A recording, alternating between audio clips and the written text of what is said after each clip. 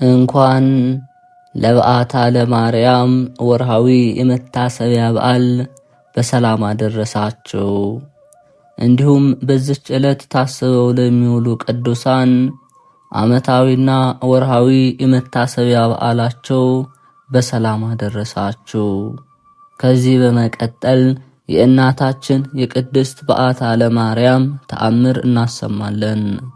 አንድ አምላክ በተባሉ በአብ በወልድ በመንፈስ ቅዱስ ስም አምኜ የምነግራችሁን የቤተ ክርስቲያን ልጆች ወንድሞቼ ስሙ። እግዚአብሔር ያክብራችሁ። መላእክትም ጻድቃንም ምስጋናዋን መፈጸም የማይቻላቸው የእመቤታችንን ተአምር ለመስማት አይነ ልቦናችሁን ያብራላችሁ። በረከቷ ልመናዋ ከንጉሳችን ጋር ለዘላለም ይኖር። ከተአምር አስቀድሞ ይህን ነበብ ሕዝቡም እዝነ ልቦናቸውን ከፍተው ይስሙ። በዕብራይስጥ ማርያም የምትባል የእመቤታችን ክብሯን ልዕልናዋን ምስጋናዋንም በልቦናችሁ አሳድሩት አኑሩት። ማርያም ማለት መንግሥተ ሰማይ መርታ የምታገባ ማለት ነው። እመቤታችን ማርያም ዓለም ሳይፈጠር በአምላክ ልቦና ታስባ ትኖር ነበር። ፍጥረት ሁሉ እመቤታችንን ለማመስገን ተፈጠረ። አዳምና ሔዋንም እመቤታችን ከነሱ ልትወለድ ተፈጠረች። አዳምም እመቤታችን ማርያም ከሷ አብራክ እንድትከፈል ከሔዋንም የማኅፀን እንድትወለድ አውቆ ሔዋንን ሕይወቴን ሽላት ነበር። የእመቤታችን ክብሯ ምስጋኗ ሁሉ ተጽፎ ቢሆን ምን ብራና በቻለው ነበር። ሊሰማውስ የሚቻለው ምን ጆሮ ነው? ሊወስነውስ የሚቻለው ምን ልብ ነው? አስቦ ሊደርሰውስ የሚቻለው እንደምን ያለ ሕሊና ነው? ነገር ግን የተቻለንን ያህል ከምስጋኗ ጥቂት እንነግራቸዋለን። እመቤታችን ማርያም ከአዳም ጀምሮ እስከ አብርሃምና እስከ ሙሴ ድረስ ትነገር ነበር። ከሙሴ ጀምሮ እስከ እሴይ ልጅ እስከ ዳዊትም ድረስ በብዙ ምሳሌ እየታየች ትነገር ነበር። የእመቤታችን ትውልድ በአባቷ በኩል ከንጉሱ ከዳዊት ወገን ነው። በእናቷም በኩል ከሊቀ ካህናቱ ከአሮን ወገን ነው። የአባቷ ስም ኢያቄም ነው። የእናቷ ስም ሐና ነው። ሥጋዊ ነገር ከማሰብ መጠበቅ ከአዳም ልጆች ለማን ተሰጠው? ኃጢአትን ከማሰብ መጠበቅ ለመላእክትስ እንኳን አልተቻላቸውም። በቀደመው ወራት ያልተሰጣቸውን ሽተው በድለው ከሰማይ ወደ ምድር ወርደዋልና። እንደ እመቤታችን እንደ ማርያም የአብ ማረፊያ የሆነ ማን ነው? እንደ እመቤታችን እንደ ማርያም የወልድስ ማደሪያ የሆነ ማን ነው? እንደ እመቤታችን ማርያም የመንፈስ ቅዱስ ቤት የሆነ ማን ነው? ለሰው ኃጢአት ሳይሰራ መኖር ይቻለዋልን? ከአራቱ ባሕርያት ከተፈጠረ ሰው ከእመቤታችን በቀር እሳትን የተሸከመ ኃጢአትን ያልሰራ የለም። እመቤታችን ማርያም ከመላእክት ይልቅ ንጽሕት ናት። እመቤታችን ማርያም ከሴቶች ሁሉ ትበልጣለች። የእመቤታችን ማርያም ሐሳብ እንደ አምላክ ሐሳብ ነው። የእመቤታችን ማርያም መልኳ እንደ አምላክ መልክ ነው። የአምላክን መልክ ይመስላል። እመቤታችን ማርያም ንጽሕት በመሆኗ አምላክን እንዲያድርባት አደረገችው። እመቤታችን ማርያም ለአምላክ የደስታ ማደሪያ ሆነችው። እመቤታችን ማርያም አምላክን በድንግልናዋ ወለደችው። እመቤታችን ማርያም በነቢያት ትነገር ነበር። እመቤታችን ማርያም በሐዋርያትም ትነገር ነበር። እመቤታችን ማርያም በፍጥረት አንደበት ትመሰገናለችና የቤተ ክርስቲያን ልጆች አክብሯት፣ ለእናንተ ለኃጥአን መድኃኒታችሁ ስለሆነች። በጎ አገልግሎትም ለሚያገለግላት ዋጋውን ትሰጠዋለች። ሳትጠራጠሩ በፍጹም ልቦናችሁ መኑባት፣ እሷ መድኃኒታችሁ ናትና። በስዕሏን ፊት ስገዱ፣ ለስዕሏ ያልሰገደ ግን ከቆመበት ቦታ ይጥፋ፣ ስም አጠራሯ ይታወቅ፣ በሰማይ ያሉ መላእክት ይደረግ ይሁን ይበሉ። እግዚአብሔር ካንቺ ሰው እንዲወጣ ካንቺ የወጣ እመቤቴ ማርያም ሆይ ደስ ይበልሽ ብሎ ዮሐንስ አፈወርቅ በድርሳኑ እንዳመሰገነሽ እኔም አመሰግንሻለሁ። የጠፋ በግ አዳምን በፈለገው ባገኘውም ጊዜ የተሸከመው እውነተኛ ቸር ጠባቂያችን ክርስቶስ ካንቺ የተወለደ እመቤቴ ማርያም ሆይ ደስ ይበልሽ። እግዚአብሔር በደይን የጣላት የሔዋን ጽኑ የሚጎዳ ማሰሪያዋ ባንቺ የተቆረጠላት እመቤቴ ማርያም ሆይ ደስ ይበልሽ። እግዚአብሔር በብሩህ ደመና ተጭኖ መጥቶ በማኅፀንሽ አደረ እመቤቴ ማርያም ሆይ ደስ ይበልሽ። በቅዱሳን ነቢያት በቅዱሳን መላእክት አድሮ የሚኖር ካንቺ ተወልዶ የተገለጸልን እመቤቴ ማርያም ሆይ ደስ ይበልሽ። ከአብ ከመንፈስ ቅዱስ ጋር የምንሰግድለት ቃል የሚባል እግዚአብሔር በአንቺ ባህሪ ካንቺ ወለድ ዘንድ የተወደድሽ እመቤቴ ማርያም ሆይ ደስ ይበልሽ።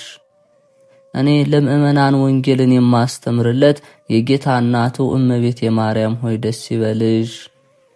ከወለድሽ በኋላ ማኅተመ ድንግልናሽ እንዳይለወጥ አድርጎ የጠበቀሽን አማኑኤልን የወለድሽው እመቤቴ ማርያም ሆይ ደስ ይበልሽ።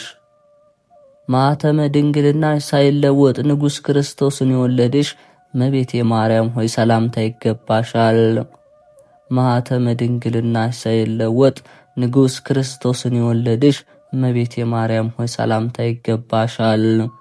ልዩ መድኃኒታችንን በመውለድሽ እናትና አገልጋይ ተብለሻልና እግዚአብሔር ባህሪሽን ባህሪ አድርጎ ባለሟልነትን አግኝተሻልና እመቤቴ ማርያም ሆይ ሰላምታ ይገባሻል። እኛ ከምንወደው እሱም ከሚወደን ልጅሽ ኃጢአታችን ያስተሰርይልን ዘንድ ለምኝልን። ሃሌሉያ። ዓለም ሳይፈጠር የነበረ ዓለምን አሳልፎ የሚኖር ማለት ነው። የተካከሉ ሶስት ለሚሆኑ ብርሃናትን ለፈጠረ ለአብ ለአንድ ልጁም ለሚያጸናን ለመንፈስ ቅዱስ እንስገድ። የበረከት ፍሬ ለተገኘባት ተክል ጠባቂዎች ላልጻሩባት ላልደከሙባት የተክል ቦታ ለተባለች ለእመቤታችን ለድንግል ማርያም ሰላምታ ይገባታል። እግዚአብሔር የባህሪ ልጁ ወደዚህ ዓለም መጥቶ ከእርሷ ተወልዶ አድኖናል፣ ኃጢአታችንም አስተስርዮልናልና። ድንግል ሆይ የአብ ቃሉ ወልድ ወደዚህ ዓለም መጥቶ ካንቺ ሰው ስለሆነ ብዙ መምህራን ክብርሽን ተናግረዋልና ጸጋን አገኘሽ። በዚህ በብዙ ክብር ወደ ተሸለመች ወደ በግ እናት ወደ እመቤታችን ክብሯን ታዩ ዘንድኑ። ንጹሕ ድንግል የሚሆን ዮሐንስ ወልደ ነጎድጓድ ያች ሙሽራ ከአጥቢያ ኮከብ ይልቅ አበራች እኮን ብሎ አሰምቶ እንደተናገረ ፈጽማ አብርታለችና ይህችውም የከበሩ የነቢያት ደስታቸው የሆነ የጌታችን ሀገር በአዲስነት የምትኖር ጽዮን ናት። የእመቤታችንን ቃል ኪዳን ተአምሯን የሚንቁ ግን የወልደ እግዚአብሔር ሰው ከመሆን ከማመን የወጡ ናቸው። ከክርስቶስ ወገኖች ከምእመናን ጋር አይቆጠሩም። በጴጥሮስና በጳውሎስ በቃላቸው ሥልጣን ፈጽመው የተወገዙ የተለዩ የተረገሙ ናቸው እንጂ አባ ሚካኤልና አባ ገብርኤል በምንባል በእኛም በቃላችን ሥልጣን ፈጽመው የተወገዙ የተለዩ ሁኑ። እኛም የነሱን ሥልጣን ይዘናልና ወልድ በጌትነቱ እስኪመጣ ለዘላለሙ በእውነት የእመቤታችን በዓሏን እንደ እሑድ ሰንበት የማያከብረውን ስለዚህ በማይፈታ በጽኑ ሥልጣን ፈጽመን አወገዝን። የእመቤታችንን በዓላቶቿን የሚያከብር የታዘዘውን የሚሠራ በዚህ መጽሐፍ የተጻፈውን የሚፈጽም ግን እስከ ዘላለሙ ድረስ ስሙ የተባረከ ይሁን። የተከበራችሁ የልዑል እግዚአብሔር ቤተሰቦች፣ ከዚህ በመቀጠል የእናታችን የቅድስት ድንግል ማርያም መልኳን እናሰማለን። መልክአ ማርያም ዘሳልሲት። እንደ ቃና ወይን መጠጥ ሕሊናን ለሚያስደስት ስም አጠራርሽ ሰላምታ ይገባል። የኤልያስ ደመና ማርያም ሆይ ልቦናን የሚያስደስት የሕልም ዝናብን ተሸክመሽ እኔ በእናትሽ በሐና ተማጽኛለሁና የነቢያት ወገኖች አለቃ ሙሴ ያየሽ የመልኩ አይነት ሐመልማላዊ ቁጥቋጦ ለሆነ የራስሽ ጸጉር ሰላምታ ይገባል። አስቀድሞ ቅዱስ ገብርኤል እንዳበሰረሽ በታላቁ ሐሙስ ቀን የሕልም ምስራችን ትነግሪ ዘንድ የመድኃኒትና የፈውስ ዕፅ ማርያም ነይ። በሃይማኖት ዘይት ወይም ቅባት ለለመለመ ራስሽ ምስጋና ይገባል፣ ፍሬን ያፈራልና። አክሊልን የተቀዳጀሽ ማርያም ሆይ ነይ። የሰውነት ክፍልን የሚያለመልም የራእይ መጠጥን አጠጭኝ፣ በሆዴም የዮሴፍ ሕልም እህልን ሙይልኝ። በቀይ ብርሃን ያጌጡ የፀሐይና የጨረቃ ዙሪያ ለሆነ ፊትሽ ሰላምታ ይገባል። ማርያም ሆይ እንደ አንቺ ሩህሩህ በሆኑ ከሚካኤልና ከገብርኤል ጋራ በመሆን ከንጹሕ ልጅሽ ጋራ የራእይ አበባን ተሸክመሽ በሚያስፈራው በእኩለ ሌሊት ነይ። የኢየሩሳሌም ሰማያዊትና የኤዶም ርግቦች ቅንድቦች ለሆኑ ቅንድቦችሽ ሰላምታ ይገባል። የቅዱሳን ወገኖች ልብስ ራእይን እየፈተልሽ ማርያም በዮሴፍ ፈረስ ሕልም ነይ። ሸማኙ መንፈስ ቅዱስ ሲሆን መናው አንቺ ነሽና። በሰባቱ ሰማያት ውስጥ ያሉ ከዋክብት ጨረቃና ፀሐይ ለሆኑ ዓይኖችሽ ሰላምታ ይገባል። መላእክት የሸመኑትን የሕልም ልብስ ታለብሺ ዘንድ የሰማዕታት እናታቸው የመላእክት እህታቸው የካህናት አክሊላቸው ማርያም ሆይ ነይ። በዚች ሌሊት የሐዘን ቁር ወይም ብርድ ይዞኛልና። የምስጋና ቃል ፀሐይ መውጫና የሰማይ ሥላሴ መስኮቶች ለሆኑ ጆሮችሽ ሰላምታ ይገባል። በይስሐቅና በአውሴ አምሳል የሕልም ምስራችን ትገልጭልኝ ታበስሪ ዘንድ የበጎውን ሆነ የጥፋቱንም ትነግሪ ዘንድ የአሮንና የሙሴ ንግሥት ማርያም ሆይ ነይ። የባሕር ሮማን ቅርፊትና የተራራ ፌቆ ጉንጮች ለሆኑ ጉንጮችሽ ሰላምታ ይገባል። የነፍሴ መቅደስ ከክፉ ነገር ትድን ዘንድ ከኪሩቤል ወገኖች ጋራ የሕልም ብስራትን ተሸክመሽ የበኩር ሰለሞን ርግብ ማርያም ነይ። መሰረቱ የሳሬል ዕንቁ ለሚሆን ላጌጠ ለለመለመ የሊባኖስ ግንብ አፍንጫሽ ሰላምታ ይገባል።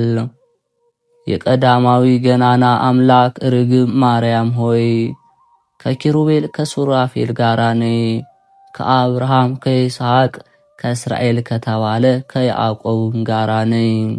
እንደ ጽጌረዳ ላማረና እንደ ተመረጠ ፍም ለሆነ ከንፈርሽ ሰላምታ ይገባል። የሙሴ ነጎድጓድ ራእይን አንጸባርቆ ያንጎደጉድ ዘንድ የዮሴፍ ሕልም ውሃ በዓይኔ ላይም ይፍሰስ ዘንድ የታላቅ ኢያቄም ክረምት ማርያም ነይ። የሽቶዎች መጀመሪያ ዋግራ ለሚባል ሽቶና ከርቤ ለሆነ አፍሽ ሰላምታ ይገባል። ማርያም ሆይ የመጠጥ ዋንጫ በሚሆን ልቦናዬ የራእይ ወይንን ትቀጅ ዘንድ ከወንድሞች መላእክት ጋራ ነይ። አንደበቴንም በፍቅርሽ ጨዋ ጣፍጭልኝ። የዚች የገልአድ ሁለተኛይቱ የምትሆን የዚያችን የሊባኖስን በረዶ ለመሰሉ ጥርሶችሽ ሰላምታ ይገባል። እንደ መዋቲው ይስሐቅ በመዋቲው ይስሐቅ አምሳል የሕልም ብስራትን እንድታበስርኝ የምሞትባትን ዕለት አውቅ ዘንድ ርግቤ ሆንሽ ማርያም ሆይ ነይ። የፍሬ ታሪኩ ጣዕምና የሚደነቅ ድምፅ ጥፍጥነት ላለው አንደበትሽ ሰላምታ ይገባል። ከትርጓሚው መሶብ ጋር የራእይ ማደሪያን ታቀርቢ ዘንድ ኮከብ ፊትሽ በዓይኔ እንዲያንጸባርቅ የአባት ሰለሞን እርግብ ማርያም ነይ። ከፀሐይ መውጫና እስከ ፀሐይ መግቢያ ድረስ ለሚሰማ የመብረቅ ነጎድጓድ ቃል ለሆነ ቃልሽ ሰላምታ ይገባል። አንቺ የርግብ ግልገልና ዋኖስም ነሽና ወዳለሁበት ቦታ ስከንፍ የበረርሽ የወርቅ ሐመልማለው ማርያም ሆይ ነይ። በአራቱ ኪሩቤል ላይ ላለ የቅድስት ሥላሴ እስትንፋስ ለሆነ እስትንፋስሽ ሰላምታ ይገባል። ለዚህ ለዓይኔ እግር የራእይ ጫማን ታደርጊ ዘንድ ሰባቱ የሰለሞን ርግብ ማርያም ሆይ ነይ። ብልጽግና ያለበት የሀብቴን ክፍልም ንገሪኝ። የቃል ኪዳን ጽዋንና የሰው ልጆች ፍቅር ውሃን ለጠጣ ጉሮሮች ሰላምታ ይገባል። በጎም ቢሆን ክፉም ቢሆን የሚመጣውን ትነግሪ ዘንድ መልካሚቱ ርግብ ማርያም ሆይ ነይ።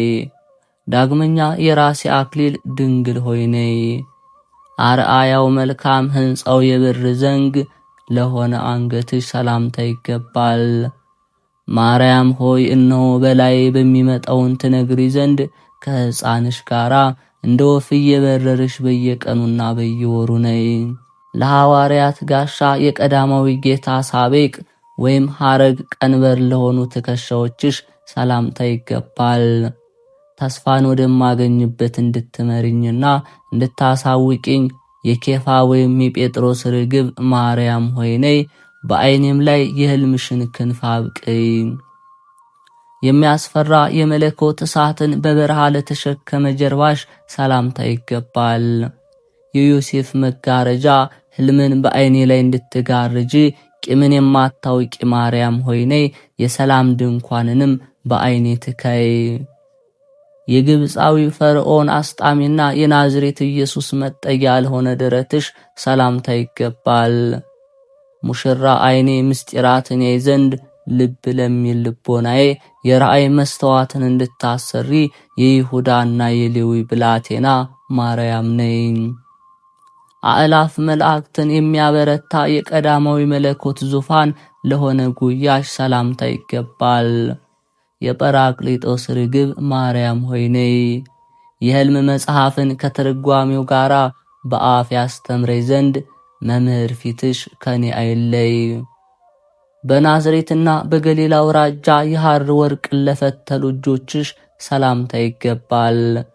ወደ ሕልም ሾላ ላይ ታወጪ ዘንድ ሚካኤል በፊትሽ ገብርኤል በኋላሽ ሆነው የሰማይ ርግብ ማርያም ነይ። የገሃነም ደጃፍን ለዘጉና የገነት ደጃፍን ለከፈቱ ክንዶችሽ ሰላምታ ይገባል። ማርያም አዲስቱን ቦሳልሻለሁ፣ እነሆ ከመላእክት የሚመስልሽ ማን ነው? ምርኮኛን ከሚመልስ ተወዳጅ ልጅሽ በቀር ከአዳምና ከሔዋን ልጆችስ የሚተካከልሽ የለም። የሴቅላቅ በረሃ አንበሳ ክርንና የረቂቅ ዝሆን ክርን ለሆነ ክርንሽ ሰላምታ ይገባል። የሕልምሽ ብላቴና ወላጁ ዮሴፍ በእውነት ፈጽሞ ከእኔ እንዳይለይ የሐናና የሳዶቅ ብላቴና ማርያም ነኝ። የቅድስተ ቅዱሳን ማደሪያ ዕቃ ቤት ወገን ለሚሆን ሁለቱ የሰማይ መስኮቶች ለሆኑ ክንዶችሽ ሰላምታ ይገባል። የኤፍራታ ርግብ ማርያም ሆይ ሰማይ ቁልፎቿ ከሚሆኑ ከሚካኤልና ከገብርኤል ጋራ ነይ። በራሴም ላይ የዮሴፍ ሕልም ጋሻን ጋርጂ። በንጋት የሚሾልክ የጨረቃና የፀሐይ ብርሃን ምዕዛር ለሆነ መሃል እጅሽ ሰላምታ ይገባል። ተቀብቶ የነገሰ ሰለሞን የቤተ መንግሥትን ማደሪያን እንደሰራ በአለት ዓይኔ ላይም የራእይ ማደሪያን ትሰሪ ዘንድ ማርያም ሆይ ከኖህ መርከብ ጋራ ነይ። የዮርዳኖስን ባህር የሚከፍል የጰራቅሊጦስ መንፈስ ቅዱስ ጣቶች ለሆኑ ጣቶችሽ ሰላምታ ይገባል። ማርያም ሆይ ከእዝራና ከኤልያስ ጋራ ነይ። ድንግል ሆይ ከዳዊትና ከሕዝቅያስ ጋራ ነይ። አንቺ በሥጋና በነፍስ መድኃኒት ነሽና። ከሶምና የከበረ ደንጊያና ከከበረ ዕንቁ ይልቅ ድንቅ ለሚሆን ለእጅሽ ጥፍር ሰላምታ ይገባል። ከገነት ኤዶም በሚሰደድ ጊዜ የአዳም ተስፋ የሆንሽ ማርያም ሆይ ነይ። እኔ በአባቴና በእናቴ ምትክ አድርጌሻለሁና። ሲሮጡ ወተትን እንደሚያፈሱ የአሸዋፍ ፌቆች ጡት ለሆነ ጡትሽ ሰላምታ ይገባል። የበገና መምቻ ፊትሽ የዓይኔ መሰንቆ ይደረደር ዘንድ በግፍ የተገደለ የአቤል የዋሃቱና የፋጻው ነቢይ የኤልያስ ወገን የሚሆን የሴት ቸርነቱ ማርያም ሆይ ነይ። የተወደደ የወርቅ ሐመልማሎና የልዑል አምላክ ማደሪያ ለሆነ ጎንሽ ሰላምታ ይገባል። የሄኖክ ምግባሮች ሆንሽ እመቤቴ ሆይ ከሁከትና ከጥፋት ውሃ በዳነ ገንዘብ የኖህ መርከብ ማርያም ነይ። እመቤቴ ሆይ ነይ። በጠዋትም በማታም አትለይኝ። ሰማይንና ምድርን የፈጠረውን 9 ወር ከ5 ቀን ለተሸከመ ማኅፀንሽ ሰላምታ ይገባል። ማርያም ሆይ ክብርን ከተሸለሙት ቅዱሳትና በባህር ላይ ከሄደ ከነቢዩ ዕንባቆም ጋራ ነኝ። ከሕፃናትና ከአዛውንቶች ልብ ይልቅ የሕግና የንጽህና መዝገብ ለሆነ ልብሽ ሰላምታ ይገባል። በሕልም ክረምት ሰዓት ወንዞች ከፍ ከፍ የሚያደርገውን ሐረግ ፊትሽ በዓይኔ ይሳብ ዘንድ የመልአኩ የቀውስጦስ መሰላል ማርያም ሆይ ነይ። ሐናጺዋና ጥበበኛው አሸናፊ የእግዚአብሔር ልጅ ሆነ የበራችና የነጣች ለሆነች ኩላሊትሽ ሰላምታ ይገባል። መንግሥተ ሰማያት ማርያም ሆይ ነይ። ሰማዕታትና ጻድቃን የወረሱሽ የኤደን ከተማ ገነት ድንግል ሆይ ነይ። የኪሩቤልን ሕሊና የጠራ ለሆነ ሕሊናሽ ሰላምታ ይገባል። ሌላንም የማያውቅ አማናዊ በግን የወለድሽ ማርያም ሆይ ድንግል ሆይ ስውር ያይደለ ግልጥ ራእይን ትገልጭልኝ ዘንድ ነይ። የፈጠራት የአብርሃም አምላክ በርህራሄ ገመድ ላሰራት አንጀትሽ ሰላምታ ይገባል። የሄኖክና የእዝራ ብላቴና ማርያም ሆይ ስራዋ ረቂቅና ግርማዋ የሚደንቅ የደብተራ ኦሪት መቅደስ ድንግል ነይ። በመዓልትና በሌሊት አእላፍ መላእክት የሚያመሰግኑሽ ማርያም ለቀዳማዊ አምላክ የባህሪ ዕንቁ ለሆነ ውስጣዊ ሰውነትሽ ሰላምታ ይገባል። ወደ ያዕቆብ ሰማይ ህልም በርሬ እንዳርፍ እንደ ንስርና እንደ ወፍ የረድኤትሽን ክንፍ ስጭኝ። በፍጹም አንደበትሽ ድግምግሞሽም ይህን ልሻለው። በሰውና በመላእክት አነጋገር ኃያል ለሆነ መለኮት ማደሪያ ለሆነ ውስጣዊ ሰውነትሽ ሰላምታ ይገባል። ፈጣሪ ሄኖክን እንዳዳነው ማርያም ሆይ መጥፎ ሽታ ካለበት መቃብር አፍ ከመሪርና ከብርቱ ሞት ድምፅ አድኝኝ። 10 የኦሪት ትእዛዝ ለተጻፉባት እንብርትሽ ሰላምታ ይገባል። የኤፍሬም የእውቀቱ ሀብተ ጸጋ ማርያም ሆይ የበልዓይ ሰብ ሕይወቱ ድንግል ነይ። በሌሊትም ብሩህ የሚያበራ ገጽሽን አሳይኝ። በድንጋሌ ዕንቁ ለተለበጠና በንጽህና ወርቅ ለተሸለመ ማኅፀንሽ ሰላምታ ይገባል። የሽቶ ዕፅን የምትይዥ ሐርን የምትለብሽ ማርያም ነይ። ጥቂት የማትዘገይ ማርያም ነይ። የምኩራብ ልቦናዬ መጋረጃ ተቀዷልና። የአርያም ፀሐይ ልጅሽ ደም ግባትሽን በወደደ ጊዜ በውስጡ ለተወሰነበት ማኅፀንሽ ሰላምታ ይገባል። አንቺን ያየ የሞት ፍርድ የለበትምና ኤፍሬም በዕለተ ሰንበት እንዳየሽ ፊትሽን ታሳይ ዘንድ ማርያም ሆይ ነይ። ሙሽራዋ ክርስቶስ በደሙ ያጸናት የመንፈስ ቅዱስ ማደሪያ ለሆነ ድንግልናሽ ሰላምታ ይገባል። የመለኮታዊ አንበሳ መሸሸጊያ የልብ ዋሻ ማርያም ሆይ ነይ። ሰው ያለ ንዋይ እንስሳ ነውና የዓለም ንዋይ ባለሟልነቷንም በላይ አሳድሪ። ነጋዴን የሚያበለጽግ እንጂ የማያድህይ ጌታ ከተማ ለሆነ ወገብሽ ሰላምታ ይገባል። ዘወርዋራው ዓይኔ የገሃነም እሳትን እንዳያይ እንደ ከሃዲው በልዓይ ሰብ የድህነት ምክንያት ትሆኚ ዘንድ የብርሃን አምላክ መስታወት ማርያም ሆይ ነይ። ከጥንት ጀምሮ የወርቅ ቅጠሎችን ለመሰሉ ጭኖችሽ ሰላምታ ይገባል። እንደ ሌቦች ድንገት የሚመጣ ነውና መልአከ ሞት 40 ክንድ ይርቅ ዘንድ ማርያም ሆይ ለጥበቃይ መላእክትን እዘዥልኝ። የቢጫ ዕንቁ አትሮንስና የሰለሞን መቅደስ ለሆኑ ጉልበቶችሽ ሰላምታ ይገባል።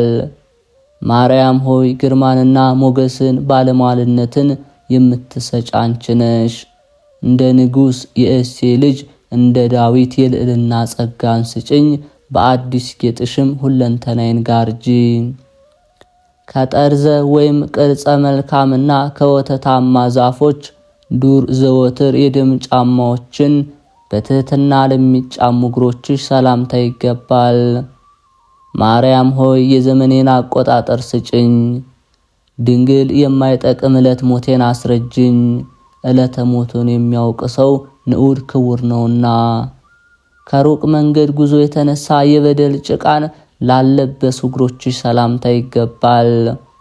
የብርጋን ወፍ ማርያም ነይ። የህሊናይ ዓይን የዮሴፍ ህልም መናን ይጠግብ ዘንድ የጽርሐ ጽዮን ጣዝማ ማር ማርያም ሆይ ነይ። ወደ ግብጽ በተሰደድሽ ጊዜ ማልዶ ከገሰገሰ በኋላ የድካም መጋረጃን ለዘረጋ እግርሽ ሰላምታ ይገባል። ማርያም ሆይ ዘመንን ለደስታ ዕድሜን ለንስሐ ይሰጠኝ ዘንድ ቃል ኪዳንሽን ጠዋትና ማታ ስጭኝ፣ የነቃሁም አድርጊኝ። ዘወትር የአምላክን 10 ጣቶች ለሚመስሉ የእግር ጣቶችሽ ሰላምታ ይገባል። ነውር የሌለብሽ ማርያም ነይ። የኃጢአት ሳጥን የሆንኩኔ አገልጋይሽ በአንድነት በምናገር ጊዜ አንደበቴን ማርና ወተት አድርጊልኝ። ከራማ ኃይላት ጥፍሮች ይልቅ በቆሙበት ዘንድ ለማየት ለሚያምሩ የእግርሽ ጥፍሮች ሰላምታ ይገባል። ከሃሊ ወይም ማእምር ጠቢብ ጰራቅሊጦስ የጥበብ መስኮቶችን ይከፍት ዘንድ ግርማንና ሞገስን የተጎናጸፍሽ ማርያም ሆይ ነይ። የሕይወቴ ሰላም ድንግል ነይ። በኤልያስ ውሃ ወይም በቅብአ ዘይት ንጽሕና እንደ ወይን የለመለመ የሊባኖስና የሰልሞን ዝግባ ለሆነ ቁመናሽ ሰላምታ ይገባል። የብርሃን ጸዳል ማርያም ነይ።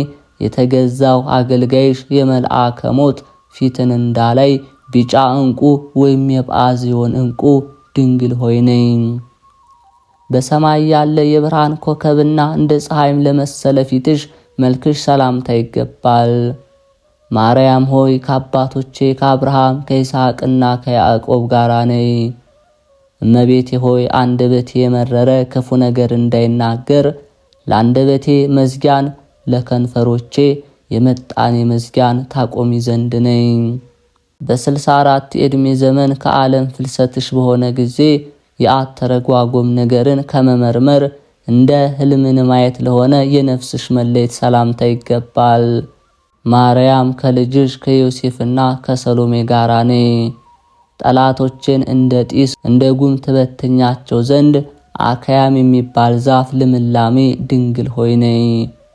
የሰማይ መላእክት ሹማምንት በክብር ለከበቧት ነፍስ ለተለያት ስጋሽ ሰላምታ ይገባል። የመብራት መቅረዝ ማርያም ነይ።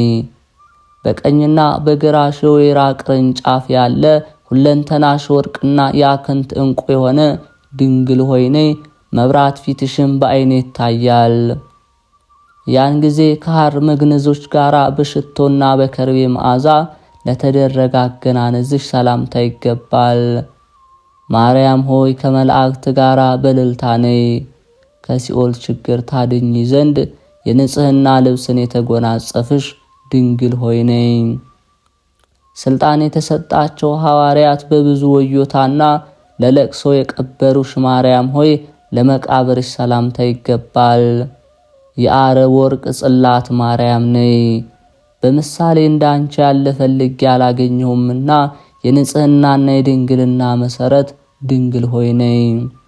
በስሙ የገነነ በሆነ የክብር ጌታ ልጅሽ ስጋና ደም ፈንታ በስሙ እንደገነነ የክብር ጌታ ልጅሽ ስጋና ደም ለሚሆን መቃብርሽ ሰላምታ ይገባል። የአርያም ንስር የኤልያም ንስር ማርያም ነይ። አስቀድሞ ሌሊት በጆሮ የምስጢርን ሹክት ዘንድ የኃጥአን ሁሉ ቤዛ ድንግል ነይ። ምሰሶ ከሆነ ዮሐንስ ጋራ መላእክት ብዙ ጌጥ ባለው ደመና የነጠቁሽ ማርያም ሆይ ለስጋሽ ፍልሰት ሰላምታ ይገባል።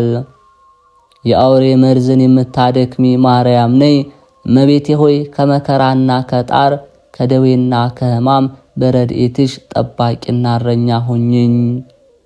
በፈጣሪ በኢየሱስ ትእዛዝ ከጌቴሴማኒ ቦታ ወደ ሰማይ ያረግሽ ድንግል ለስጋሽ ፍልሰት ሰላምታ ይገባል። የነፍሴና የስጋዬ እፎይታ ማርያም ነይ። አንድ ቀን አንቺን አይቼ ሞቴ እንደ ሶርያው ኤፍሬም በሆነ ነበር። ለኢየሩሳሌም መውጫና በጌቴሴማኒ ወንዞች ለሆነ የስጋሽ ፍልሰት ሰላምታ ይገባል። ማርያም ሆይ በጸጋ ላይ ጸጋን ስጭኝ፣ በዓለም ውስጥም የእርጎ ወተትን አታሳጭኝ። ይህንን የመሰለውን የነፍስና የሥጋ ሀብትም አብ ወልድ መንፈስ ቅዱስ በነቢብ በጥንቃቄ ፈጠሩሽ ድንግል ሆይ ለተፈጥሮሽ ሰላምታ ይገባል። ጠል የወረደባት የጌዲዮን ጸምር ማርያም ነይ። ከዓለም መፈጠር ጀምሮ ሕሊናዬ በመረመረ ጊዜ በምሳሌ እንዳንቺ የሚመስል የለም። የምስጢር አገልጋይ ቅዱስ ሚካኤል መናን የመገበሽ ድንግል ሆይ ክብርን ከተመላሽ ከሐና ሴትና ከቸር ሳዴቅ ሴት ለሆነ አወጣጥሽ ሰላምታ ይገባል። አንደበትሽ ማር የሆነ ማርያም ሆይ ነይ። የሥጋ ተግባር ያለ ፍቅር ብላሽ ነውና ስለ ሥላሴ ብለሽ የሀገር ሰውን ፍቅርን ስጭኝ። እርጉም ሄሮድስ ልጅሽን በፈለገው ጊዜ ከናዝሬት ወደ ደብረ ቁስቋም ለሆነ ስደትሽ ሰላምታ ይገባል። የያዕቆብ መጽሐፍ ሕልም በቀይ ቀለም ከተረጓሚው ጋራ በዓይኔ ጻፍ ዘንድ የዓለም ሁሉ ቤዛ ማርያም ነይ። ሕፃናትን የሚበላ ሄሮድስ ከሞተ በኋላ ከግብፅ ወደ ናዝሬት ለሆነ አመላለስሽ ሰላምታ ይገባል። 100 ዓመታትን በተድላ በደስታ ታኖሪ ዘንድ በጠዋትና በማታ በሌሊትና በመዓልት በጊዜያቱ ሁሉ ሕይወትን ተብለሽ የምትጠሪ ማርያም ሆይ ነይ። ጥበብን ምስራቁንና ምዕራቡን ሰሜንና ደቡቡን ከፈጠሩ ከአብ ከወልድ ከመንፈስ ቅዱስ ጋር ለሆነ አነዋወርሽ ሰላምታ ይገባል። በርግብ የተመሰለሽ ማርያም ሆይ ነይ። ማርያም ወርቅ የተቀበረበትን ብር እጥፍ ድርብ ሆኖ የተቀመጠበትን ጉድጓድ አሳየኝ። ድህነትንና ረሃብን ስለ ሥላሴ ብለሽ አታሳየኝ። እመቤቴ ቅድስት ድንግል ማርያም ሆይ ኃጥእ ልጅሽን ከመከራ ሥጋ ከመከራ ነፍስ ዘወትር በየጊዜያቱና በየሰዓቱ አድኝን ጠብቂንም ለዘላለሙ አሜን። በዓታ ለማርያም። ሰይጣን በእባብ አካል ተሰውሮ ሔዋንን በእርሷም አዳምን በማሳት በእነርሱ ላይ ሞት እንዲሰለጥንባቸው ስላደረገ በአንተና በሴቲቱ መካከል በዘርህና በዘርዋም መካከል ጠላትነትን አደርጋለሁ። እርሱ ራስን ይቀጠቅጣል፣ አንተም ሰኮነውን ትነድፋለህ በማለት የፍቅር አምላክ እግዚአብሔር ፈረደበት። በአንተ የተባለው ሰይጣን ሲሆን በሴቲቱ የተባለችው ቅድስት ድንግል ማርያም ናት። በዘርህ ሲል የዲያብሎስ የግብር ልጆች ሲሆን በዘሯ የተባለው ክርስቶስ ነው። ወንጌላዊም ዮሐንስ ዘንዶ በሴቲቱ ላይ ተቆጥቶ የእግዚአብሔርን ትእዛዝ የጠበቁትን የኢየሱስ ክርስቶስን ምስክር ያላቸውን ከዘሯ የቀሩትን ሊዋጋ ሄደ፣ በባህርም አሸዋ ላይ ቆመ አለ። እባብ የተባለው ሰይጣን ዓለምን ሁሉ የሚያስተው ዲያብሎስና ሰይጣን የሚባለው ታላቁ ዘንዶ እርሱም የቀደመ እባብ ተባለ። አዳም በዚህ ፍርድ ቃል ምክንያት የእግዚአብሔርን ፈቃድ ምን እንደሆነ ተረዳ። ስለዚህም እግዚአብሔር አምላክ በሔዋንና በእርሱ ላይ የፈረደውን ፍርድ እነርሱን ከማዳን አንጻር የርኅራኄ ፍርድ እንደሆነ እርሱና ሔዋን በክፉ ምርጫቸው ምክንያት ያጎሰቆሉትን ተፈጥሯቸውን ወደ ቀድሞ ክብሩ ይመልሰው ዘንድ ንጽሕት ዘር ከሆነች ታናሽ ብላቴና እንደሚወለድና በመስቀሉ ሞት በእነርሱ ላይ የተተላለፈው የሞት ፍርድን እንደሚሽረው አዳምና ሔዋን የተመኙትን የአምላክነት ስፍራ በክርስቶስ በኩል እንደሚያገኙት በእርሱ የማዳን ሥራ የመለኮት ተካፋዮች እንዲሆኑ አስተዋለ። ይህም እውን እንደሚሆን አዳም ከእኛ እንዳንዱ ሆነ በሚለው አምላካዊ ቃሉ አረጋገጠልን። ስለዚህም ለመሰናከሉ ምክንያት የሆነች ሴት ለትንሣኤው ምክንያት እንደሆነች ተረዳ። በዚህም ምክንያት አስቀድሞ ከሥጋዬ ሥጋ ከአጥንቴ አጥንት የተገኘሽ ክፋዬ ነሽ ሲል ሴት ብሎ የሰየማትን ሚስቱን ሔዋን ብሎ ስም አወጣላት። ትርጓሜውም የሕያዋን ሁሉ እናት ማለት ነው። አባታችን አዳም ይህንን የእግዚአብሔርን ሐሳብ ባይረዳ ኖሮ እንዴት በሰው ዘር ላይ ሞት እንዲሰለጥን ምክንያት ለሆነችው ሚስቱ ሔዋን የሚል ስም ያወጣላት ነበር። ነገር ግን በእርሷ ስብዕና ውስጥ እርሱንና ወገኖቹን ከሞት ፍርድ ነፃ የሚያወጣቸውና ወደ ቀደመው ክብራቸው የሚመልሳቸው ጌታችን ኢየሱስ ክርስቶስን በሥጋ የምትወልድ የሕያዋን ሁሉ እናት የሆነች ንጽሕት ዘር እንዳለች ከእግዚአብሔር የፍርድ ቃል አስተዋለ። አዳም ይህንን ሲረዳ ክፋዩ ለሆነች ሚስቱ ያለው ፍቅርና አክብሮት ከፊት ይልቅ ጨመረ። ከእርሱ በኋላ ለሚነሱ ወገኖቹም ለመዳናቸውና ለመክበራቸው ምክንያት ከሴት ወገን የሆነች ቅድስት ድንግል ማርያም እንደሆነ አስተውለው ወንዶች ለእናቶቻቸውና ለእህቶቻቸው እንዲሁም ለሴት ልጆቻቸው ተገቢውን አክብሮትና ፍቅር አሳዩ።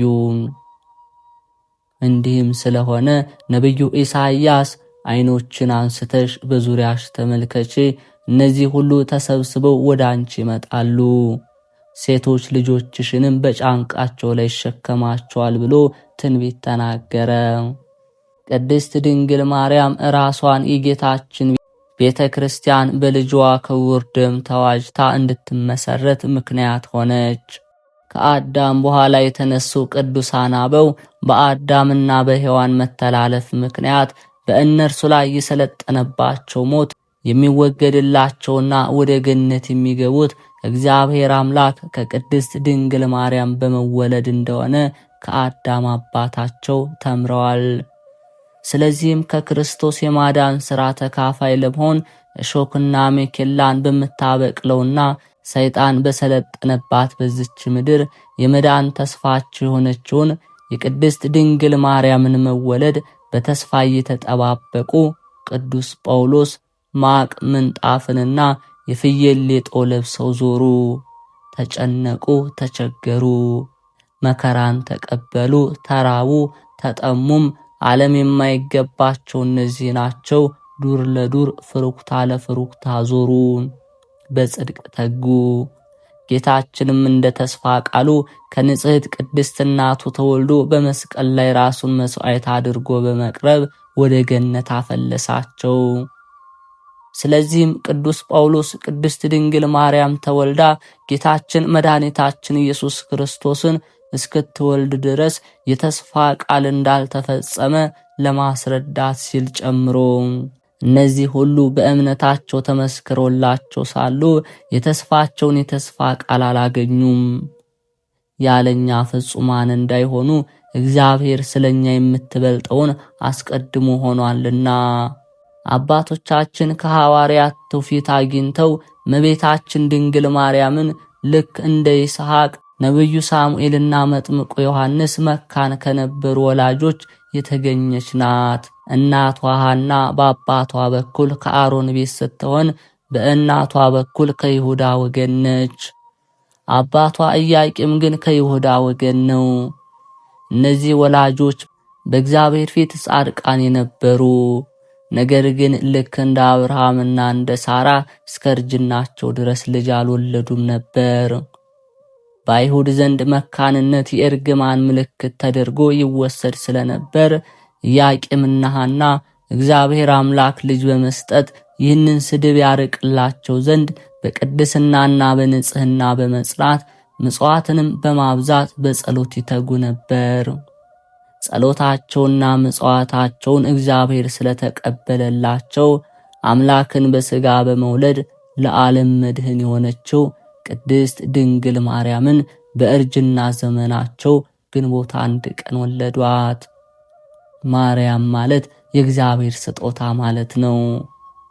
ሐናም እግዚአብሔር አምላክ ስድቤን ከኔ ያርቆልኛልና ከእግዚአብሔር እንዳገኘዋት ለእግዚአብሔር መልሼ ሰጣታለሁ ብላ የተሳለችውን ስለታሰበች 3 ዓመት ሲሞላትም ስዕለቷን ትፈጽም ዘንድ ከኢያቄም ጋራ ልጇን ቅድስት ድንግል ማርያምን ይዛ ወደ ቤተ መቅደስ አመራች። በጊዜው ሊቀ ካህናት የነበረው ካህኑ ዘካርያስ ሕዝቡን ሰብስቦ በታላቅ ደስታ ተቀበላቸው።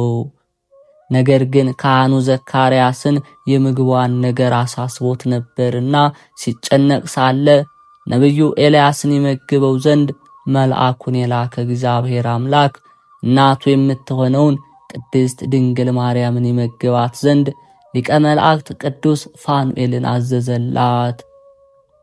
ካህኑ ዘካርያስም የምግቧ ነገር እንደተያዘለት ሲረዳ በቤተ መቅደስ ውስጥ እንድታድግ አደረጋት። በዚህም ልጅ ሆይ ስሚ፣ ጆሮሽንም አዘንቢ፣ ወገንሽንም የአባትሽንም ቤት እርሺ፣ ንጉሥ ውበትሽን ወዷልና እርሱ ጌታሽ ነውና የሚለው ቃል ተፈጸመ። የጌታን መወለድ በተስፋ ሲጠባበቁ ለነበሩ ቅዱሳን አበው ይህች ቀን እጅግ ታላቅ ዕለት ናት። ምክንያቱም የመዳናችን ቀን መቃረቧን የምታበስር ቀን ናትና። ሙሴ የመገናኛ ድንኳን በውስጧ ያሉትን ነዋያተ ቅድሳት የጥጃና የፍየሎች ደምን ከውሃ ጋር በመቀላቀል በቀይ የበግ ጠጉርና በሂሶጵ በመንከር ረጭቶ ቀድሷት ነበር። ንጉሥ ሰለሞንም እርሱ ያሰራውን ቤተ መቅደስ እርሱና ሕዝቡ ባቀረቡት የእንስሳት መሥዋዕት ቀድሷት ነበር። እነዚህ ሥርዓቶች ግን ክርስቶስ በደሙ ለሚዋጃት ቤተ ክርስቲያን ምሳሌ ሆኑ።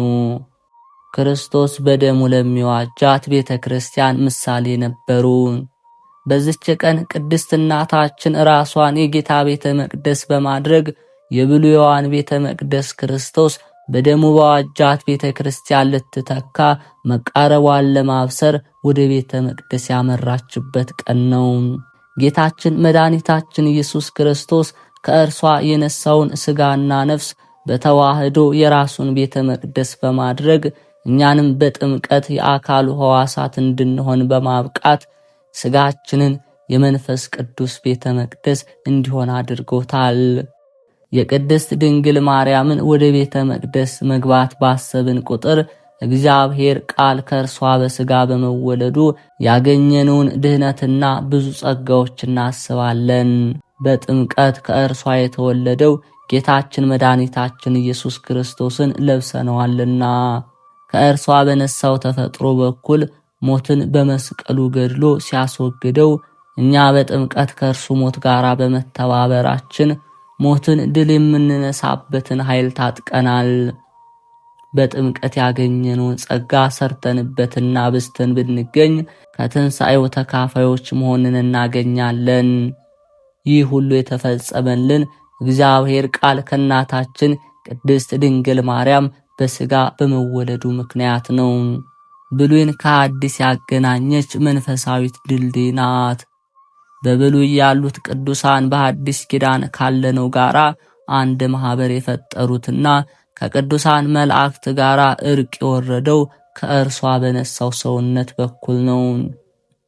ሐዋርያው ቅዱስ ጳውሎስ እንግዲህስ ወዲህ እናንተ ከቅዱሳን ጋራ ባላገሮችና የእግዚአብሔር ቤተሰቦች እንጂ እንግዶችና መጻተኞች አይደላችሁም ብሎ እንዳስተማረ ራሷን የጌታ ቤተ መቅደስ በማድረግ እኛንም በልጇ በኩል የመንፈሱ ቤተ መቅደስ እንድንሆን ምክንያት ሆናልናለችና የእናታችን የቅድስት ድንግል ማርያም ወደ ቤተ መቅደስ መግባት ለኛ ክርስቲያኖች ልዩ ትርጉም አለው።